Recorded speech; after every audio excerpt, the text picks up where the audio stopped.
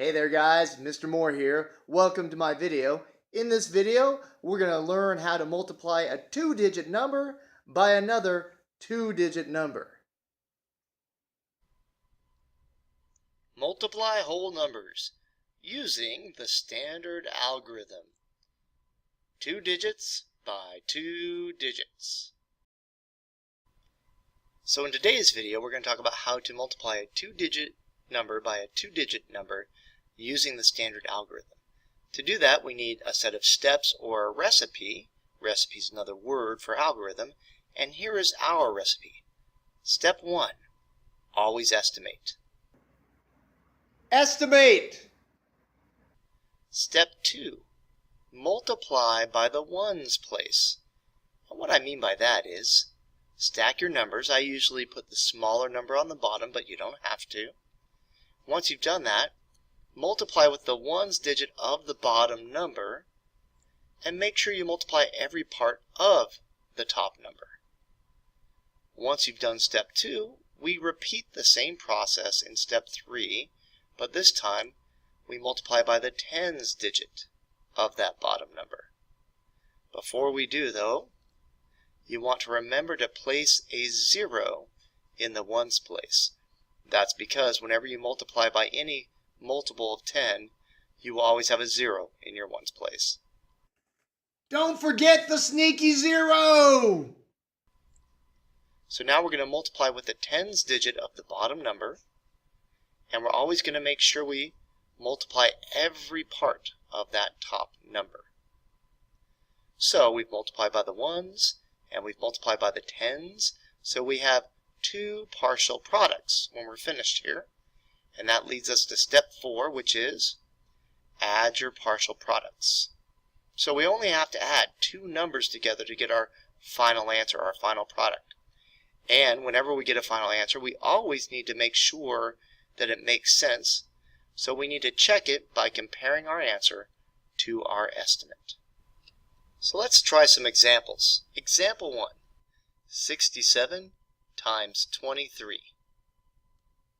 According to our notes, we need to estimate first. So let's go ahead and do that. So I'd like to estimate off to the side. I like to label my estimate, so I'm going to put a little E with a circle around it. And instead of 67, I'm going to think of a nice number near 67 that will be easier to use. So I'm going to use 70. Instead of 23, I'm going to think of a nice number near 23 that's easier to use. Maybe something like 20.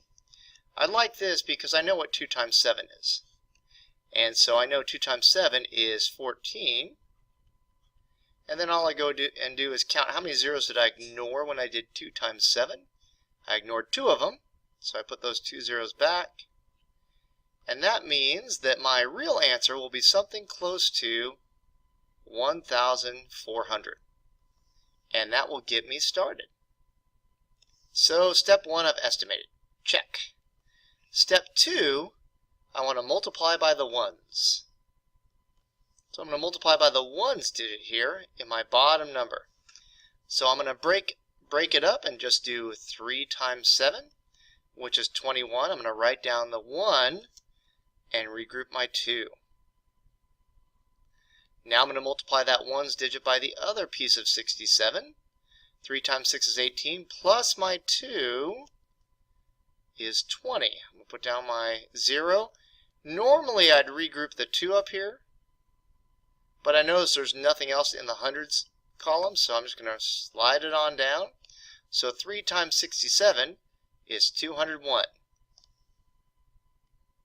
Next, because I've multiplied by the ones, I need to go multiply by the tens.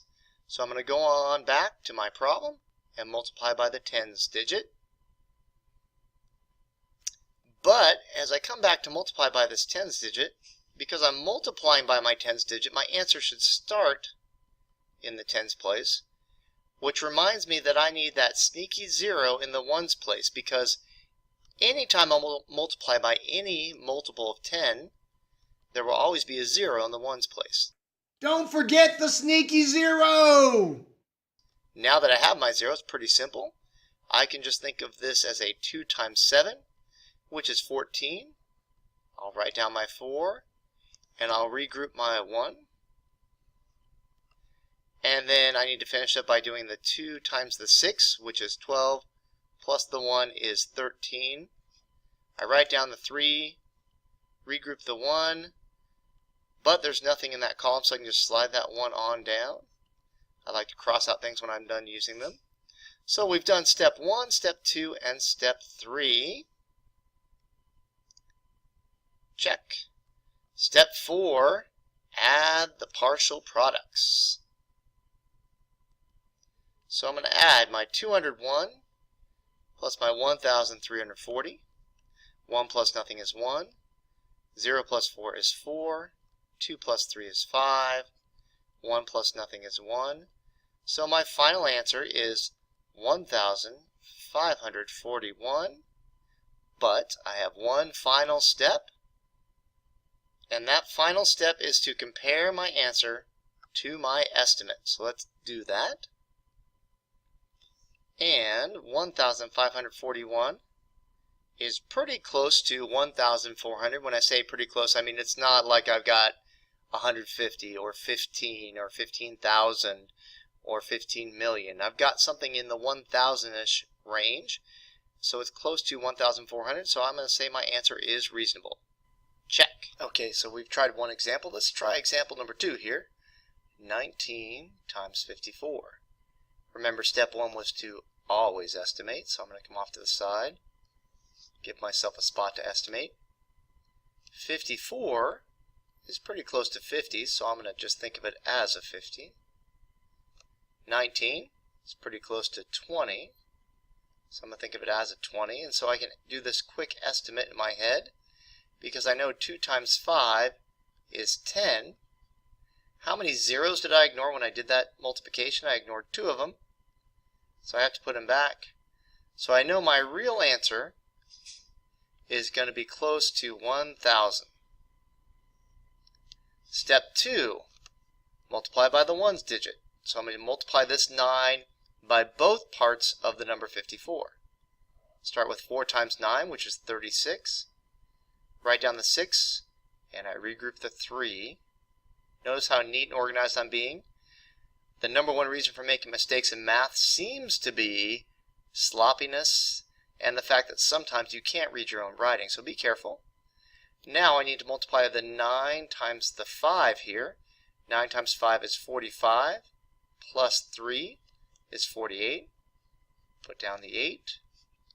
Regroup the 4, but I notice that there's nothing in the hundreds column, so I really can just slide that 4 right on down. So 9 times 54 is 486. Step 3 is to multiply by that tens digit right there. But first I need to put my sneaky 0 or my magical 0.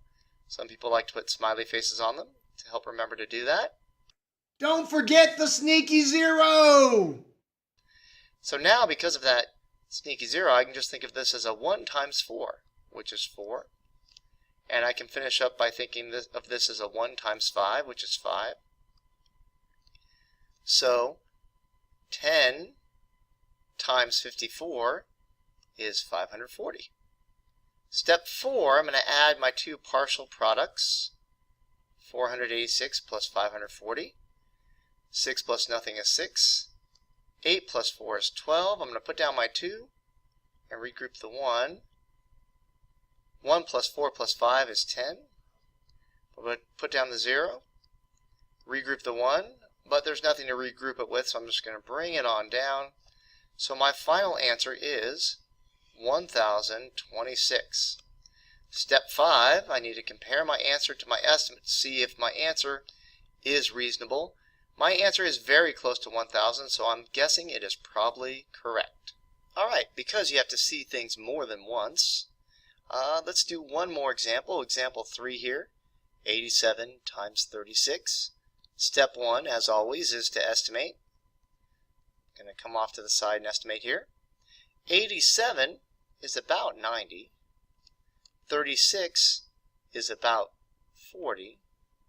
So I know my answer is going to be close to the product of 90 times 40. Well, 4 times 9 is 36. How many zeros did I ignore? 2 of them. So I need to put those back.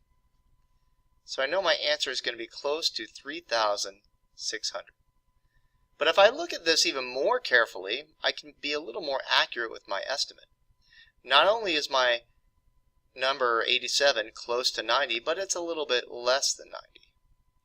And not only is the number 36 close to 40, but it's a little bit less than 40. Well, if I have less than 90 times less than 40, I know my answer is going to be close to but less than 3,600. Step 2, multiply by the ones. So I'm going to multiply this 6 times both parts of 87, starting with 6 times 7, which is 42. Write the 2, regroup the 4 in 42. Now I'm going to do 8 times 6, which is 48, plus 4 more is going to be 52. I'm going to write down the 2. And normally I'd regroup the 5, but since there's nothing to regroup with, I'm just going to slide it on down, which means 6 times 87 is 522. Step 3, multiply by the tens place, but first give myself that sneaky 0 so everything lines up correctly. Don't forget that. Because of that 0, now I can just think of it as a 3 times 7, which I know is 21. So I'm going to write down my 1, regroup my 2, and I'm going to finish up by doing 3 times 8, which is 24, plus my 2 is 26. I'm going to write the 6 and regroup the 2. But since there's nothing to regroup that 2 with, I'm just going to slide it all the way on down. So 30 times 87 is 2,610. Step 4. I need to add my 2 partial products here. Carefully, 2 plus nothing is 2. 2 plus 1 is 3. 5 plus 6 is 11. I need to regroup my 1. 1 plus 2 is 3. So my final answer is 3,132. My fifth and final step is to check my answer by comparing it to my estimate. Is 3,132 reasonable? I say yes. It's close to 3,600. Some of you may say, but it's so far away. Well, keep in mind, it's not like I have a 31 or a 310 or even a 31,000. Those answers would seem weird. It's not like I have a 1 or 2,000. I have about 3,000, and my estimate is about 3,000, so I'm pretty good. So I'd say my answer is good because it's close to but less than 3,600. That concludes our video, multiplying a 2-digit number by another 2-digit number using the standard algorithm. Don't forget, always estimate, and remember that sneaky 0. It'll get you. Thank you for joining me in this video. If you have a question or a comment, you can leave it in the comment section below. And always remember, never be afraid to ask a question. And if you're not confused, you're not learning. See you next time. Bye. Math is fun. Math is fun. Math is fun.